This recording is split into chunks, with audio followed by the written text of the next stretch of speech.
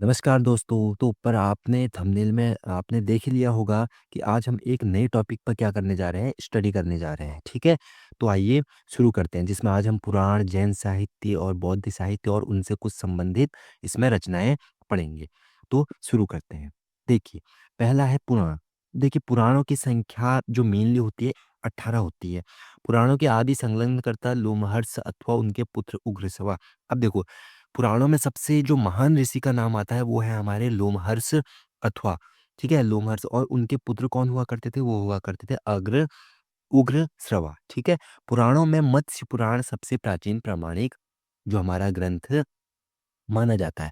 देखो, पुराणों में सबसे जो प्राचीन होता है और सबसे प्रथम भी ये हो गया, और सबसे क्या प्राचीन, प्राचीन जो होता है वो होता है हमारा मत्स्य पुराण। सबसे प्राचीन है, प्रामाणिक है, ठीक है? फिर देखते हैं पुराणों की महत्ता वंशावलियों के कारण मत्स्य पुराण सातवाहन वंश से, विष्णु पुराण मौर्य वंश से तथा वायु पुराण गुप्त वंश से संबंधित है। अब देखिए, ये पॉइंट हमारा मेन रहेगा कि पुराणों की महत्ता कौन, जो भी वंशावली चली आ रही, जैसे मौर्य वंश है, गुप्त वंश है, ठीक है, सातवाहन वंश है, ठीक है, इस प्रकार के जो वंश है, पाल वंश है, तो ये सब किससे आ रही है? पुराणों से वंशों की जो वंशावली है वो चली आ रही है। अब इसमें मेन पॉइंट ये है कि देखो, मत्स्य पुराण जो है हमारा किसमें, ठीक है, पुराणों का जो सबसे प्राचीनतम प्रामाणिक है, तो वो देखो वो किससे है? सातवाहन वंश से। अब देखो यहाँ पे सातवाहन वंश का राजा कौन, संस्थापक कौन था? वो था हमारा सिमुक, ठीक है? सातवाहन का जो था सिमुक था, और इन्होंने राज कब से कब तक किया? 235 से 213 तक, मतलब 235 से 213 ईस्वी तक, ठीक है? तो ये चीज़ें आपको याद रखनी है। इसके बाद देखिए, जो विष्णु पुराण था, अब जो मत्स्य पुराण था वो तो सातवाहन वंश से संबंधित था। विष्णु पुराण था हमारे मौर्य वंश से संबंधित। तो मौर्य वंश का राजा कौन हुआ करता था? चंद्रगुप्त मौर्य, जिसने 322 ईस्वी तक क्या किया? शासन किया। इसके बाद देखते हैं हम वायु पुराण। वायु पुराण किससे संबंधित है? वो तो हमारे गुप्त वंश। गुप्त वंश के संस्थापक श्रीगुप्त, और वास्तविक वैसे संस्थापक माना जाता है चंद्रगुप्त प्रथम को। ठीक है? तो ये चीज़ें आपको याद रखनी है। इसके बाद पढ़ते हैं हम ब्रह्मोत्तर साहित्य। देखो, ब्रह्मोत्तर साहित्य में पहला आता है हमारा बौद्ध साहित्य। ठीक है? तो जो बौद्ध साहित्य है, बौद्ध साहित्य से ही पता चलता है कि इसकी बुद्ध की जो क्या थी, शिक्षाएँ थी। ठीक है?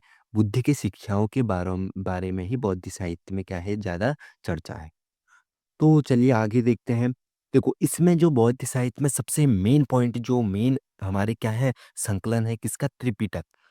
जो बुद्ध का जो मेन संकलन था वो था त्रिपिटक, बुद्ध की शिक्षाओं का संकलन है। तो ये बता चुके हैं हम कि बुद्ध की शिक्षाओं का संकलन किसमें था? बौद्ध साहित्य उसी से बना है, जिसमें जो मेन हमारा वो है त्रिपिटक। इसे 3 भागों में विभाजित किया। अब जो त्रिपिटक ग्रंथ है उसे 3 भागों में विभाजित किया गया। पहला है विनय पिटक, दूसरा है सुत्त पिटक, तीसरा है अभिधम्म पिटक। ठीक है? तो ये 3 आपको क्या, इसके पार्ट क्या रखने हैं, याद रखने हैं। इसके बाद देखिए, विनय पिटक संबंधी नियम।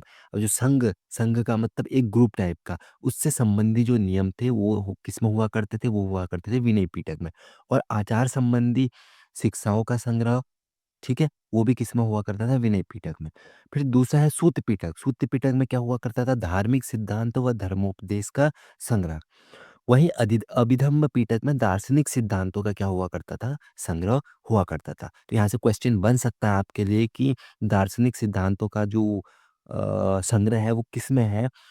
ऑप्शन दे देगा वो तुम्हें, विनय पिटक, सुत्त पिटक या अभिधम्म पिटक या त्रिपिटक भी दे सकता है। तो इसका मतलब त्रिपिटक के ही ये भाग हैं 3, ठीक है? तो वो है हमारे अभिधम्म पिटक में। चलिए आगे बढ़ते हैं। इसके बाद है देखो, बौद्ध ग्रंथ पाली भाषा में लिखे गए हैं। अब देखो, पहला पाली है, अब इसमें दिया नहीं है, और दूसरा संस्कृत। कुछ जो हमारे बौद्ध ग्रंथ हैं वो हमको संस्कृत भाषा में भी देखने को मिलते हैं। तो 2 भाषाओं में इस ग्रंथों को लिखा गया है, पाली और संस्कृत। ठीक है? तो ये चीज़ आपको याद रखनी है। इसके बाद दीपवंश तथा महावंश नामक 2 पाली ग्रंथ। अब ये पाली ग्रंथ ये किसमें, पाली भाषा में ही लिखे गए हैं। दीपवंश और महावंश को मौलिकालीन इतिहास के विषय में भी इनकी इनमें क्या मिलती है, जानकारी हमें मिलती है। ठीक है? चलिए आगे बढ़ते हैं। बौद्ध धर्म से हीनयान संप्रदाय। अब देखो, कुछ संप्रदाय भी जुड़े हुए हैं बौद्ध धर्म से। तो वो कौन-कौन से संप्रदाय हैं देखिए। पहला है हीनयान। ठीक है। हीनयान का प्रमुख ग्रंथ जो था कथावस्तु था, जिसमें महात्मा बुद्ध का जीवन चरित अनेक कथानकों के साथ क्या है, वर्णित है। तो आपसे एग्जाम में क्वेश्चन बन सकता है कि महात्मा बुद्ध का जो जीवन रचित है, जीवन के बारे में उनके कथनांकों को, तो वो किस संप्रदाय में मौजूद है, तो वो है हमारे हीनयान में। उसमें जो हीनयान का क्या है, ग्रंथ है कथावस्तु। ठीक है, तो ये चीज आप याद रखेंगे। इसके बाद देखिए महायान संप्रदाय, पहला तो हो गया हीनयान, पहला हमारा हीनयान। दूसरा आता है हमारा महायान संप्रदाय के ग्रंथ क्या है, ललित विस्तार या दिव्यावदान आदि है। तो ये किसके हैं, महायान के। कौन कौन से, ललित विस्तार और दिव्यदान। तो ये था हमारा बौद्ध साहित्य। अब इसके बाद आते हैं हम जैन साहित्य पे। अब देखिए जैन साहित्य में भी बहुत सारे ऐसे स्रोत हैं जिनसे जैन साहित्य का पता जो है हमें लगता है। ठीक है, तो ज़्यादातर जैन साहित्य में जो है दंत कपाल हो गई, व्याकरण हो गई, ज़्यादा इसकी चर्चा होती है। अब जैन साहित्य का जो कब से शुरुआत हुई, तो ये हुई हमारी 7वीं शताब्दी से। ठीक है, 7वीं शताब्दी से जो इसकी शुरुआत हुई और कहाँ तक चली, 700 ईसा पूर्व तक ये क्या हुआ, चला। ठीक है, तो देखते हैं जैन साहित्य को आगम कहा जाता है। तो आगम किसे कहा जाता है, जैन साहित्य को। जैन ग्रंथों में परिष्टिपर्वन, भद्रबाहु चरित, आचरांग सूत्र, भगवती सूत्र, कालिका पुराण आदि प्रमुख हैं। ठीक है, तो ये इनके मेन ग्रंथ हैं, तो इसको आप याद रखेंगे। जैन धर्म का प्रारंभिक इतिहास था तीर्थंकरों की जीवनी, कल्पसूत्र। अब देखिए जो जैन साहित्य में प्रारंभिक इतिहास, क्योंकि प्रारंभ से चला आ रहा है पुराणों से जैन साहित्य और बौद्ध साहित्य, तो जैन साहित्य में मेनली जो इतिहास है उसका है, तीर्थंकरों की जीवनी, जो भी उसमें तीर्थ कर रहे हैं उनकी जीवनी हमें किस ग्रंथ है, किस रचना से मिलती है, वो मिलती है हमें कल्पसूत्र, जिसकी जो रचना है, किन्होंने किसने की इसकी रचना, ये की हमारे भद्रबाहु ने। किसकी, कल्पसूत्र की रचना। पूछा जाता है एग्जाम, कल्पसूत्र किसकी रचना है, तो वो है हमारे भद्रबाहु की। ठीक है, तो चलिए आगे बढ़ते हैं। अब देखिए इन दो साहित्य से कुछ हमारी रचनाएं हैं, यहाँ पर रचना, यहाँ पर रचनाकार, यहाँ पे विशेष तथ्य। अब देखो पहला आता है अष्टाध्यायी।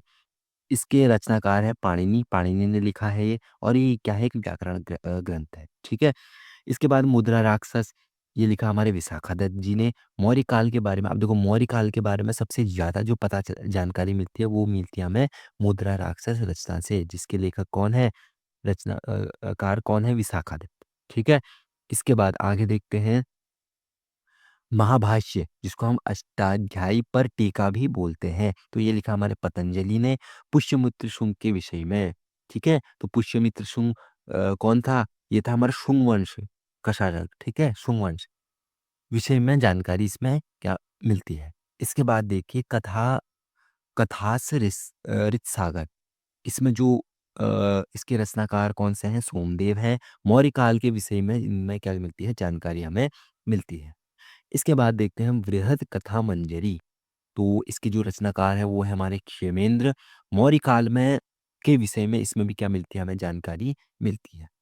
इसके बाद देखिए जो है अर्थशास्त्र, ये ज्यादातर बहुत बुकों में भी दिया गया है और ज्यादातर रिपीटेड क्वेश्चन है कि अर्थशास्त्र विषय क्या है, राजनीति के तौर पर। इसके जो लेखक कौटिल्य।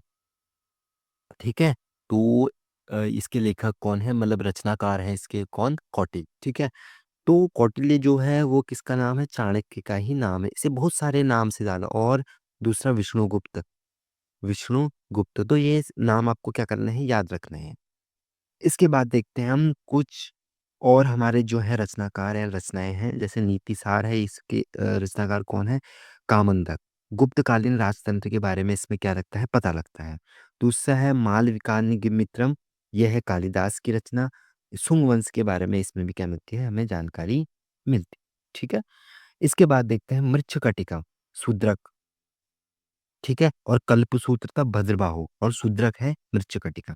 गुप्तकालीन समाज का वर्णन है हर्षचरित बाणभट्ट, ये भी पूछा जाता है, ये भी इंपॉर्टेंट बनेगा। हर्षचरित किसने की, बाणभट्ट ने। हर्ष की उपलब्धियों का इसमें क्या है, बहुत सारा वर्णन है। रामचरित संध्याकर नंदी, बंगाल के पाल शासक रामपाल, पाल का शासक रामपाल जो था, उसकी चर्चा किसमें है, संध्याकर नंदी की रचना कौन है, रामचरित। फिर ये भी पूछा जाता है पृथ्वीराज रासो, ये क्या कौन-सा है? चंद बरदाई पृथ्वीराज चौहान के बारे में इसमें क्या है उपलब्धियों का बहुत सारा वर्णन है, ठीक है? इसके बाद देखिए राजतरंगिणी। राजतरंगिणी किसने लिखी है? ये है रचना किसकी? कल्हड़ की, जिसमें कश्मीर के राजवंशों की क्रमबद्ध जानकारी है। तो ये आपके लिए इम्पोर्टेंट बनेगा, ठीक है? आगे बढ़ते हैं। फिर इधर कुछ साहित्य है, इधर साहित्यकार। अभी साहित्य का आ गया। देखो फिर इसके बाद है हितोपदेश। इसके साहित्यकार है नारायण पंडित। पंचतंत्र है विष्णु शर्मा, पूछा जाता है, मेन बनेगा। किरातुर्जनी, ये है भारवी। फिर है शिशुपाल वध, माघ, स्वप्नवासद्धता, यह है भास। ठीक है, तो आगे कुछ और रचनाएं हैं, जैसे यहाँ पर कामसूत्र भी पूछा जाता है बार बार, वात्स्यायन। इसके बाद है ब्रह्म सिद्धांत, ब्रह्मगुप्त, उत्तरामचरित, बहुभूति। ये भी पूछा जाता है बहुभूति की रचना कौन सा है, पिछले ईयर के पेपर में वो कौन सी है? उत्तर रामचरित। ठीक है, इसके बाद देखो अमर कोश है हमारे अमर सिंह जी की। मेघदूत, ऋतु संहार, रघुवंश, अभिज्ञान शाकुंतलम, ये बार बार रिपीटेड होते हैं कालिदास के। ये आपके लिए वेरी इंपॉर्टेंट बनेगा। मेघदूत, ऋतु संहार, रघुवंशम, अभिज्ञान शाकुंतलम, तो ये किसकी रचना है? सब साहित्य, यह है कालिदास जी के। इसके बाद देखते हैं सूर्य सिद्धांत आर्यभट्टियम, यह आर्यभट्ट के। मैथिली कल्याण, विक्रांत कौरव, अंजना, पवनजय सुभद्रा, ये है हमारे हस्तिमल जी के। ठीक है, ठीक है। अब देखिए इसके बाद है जो हमारा मालती माधव है, वो कौन से है? वो भवभूति का है चंड कौशिक। जो चंड कौशिक है हमारा, वो है हमारा अ, खेमेश्वर जी का।